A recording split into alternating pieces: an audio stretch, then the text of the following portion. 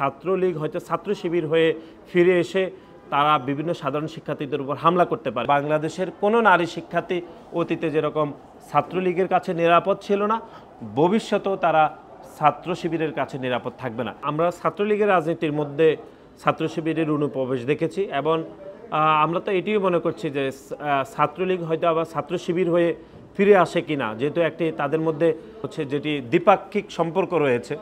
যেহেতু অতীতে আমরা দেখেছি ঢাকা বিশ্ববিদ্যালয় এখন ছাত্র শিবিরের সভাপতি এবং পূর্বের যিনি সভাপতি তারা দুইজনেই ছাত্র লীগের রাজনীতি করেছে। ছাত্রলীগের রাজনীতির মাধ্যমে তারা বিভিন্ন ছাত্র সংগঠনের উপর হামলা করেছে, বিভিন্ন গণতান্ত্রিক আন্দোলনে তারা বাধাগ্রস্ত করেছে।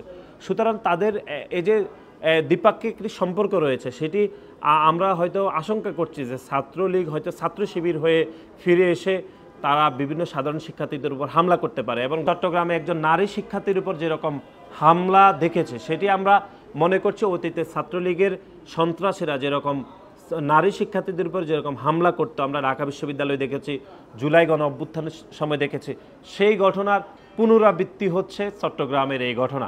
এবং এই আকাশ চৌধুরী ছাত্র শিবিরের একজন সন্ত্রাসী এবং এই ঘটনার মাধ্যমে প্রমাণিত হয় যে বাংলাদেশের কোনো নারী শিক্ষার্থী অতীতে যেরকম ছাত্রলীগের কাছে নিরাপদ ছিল না, ভবিষ্যতেও তারা ছাত্র শিবিরের কাছে নিরাপদ থাকবে না।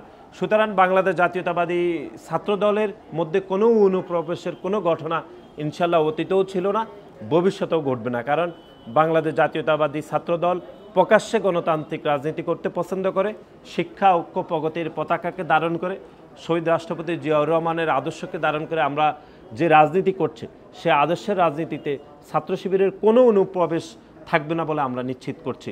এটি বরং আমরা যেটি বারবার বলছি যে তাদের দ্বিপাক্ষিক সম্পর্ক রয়েছে। অতীতে ছাত্র শিবির ছাত্রলীগের রাজনীতি করেছে, এখন হয়তো ছাত্রলীগের নেতাকর্মীরা হয়তো ছাত্র শিবিরের রাজনীতির মাধ্যমে তারা একে অন্যের পরিপূরক হিসাবে হয়তো কাজ করবে বলে আমাদের সেটি মনে হচ্ছে।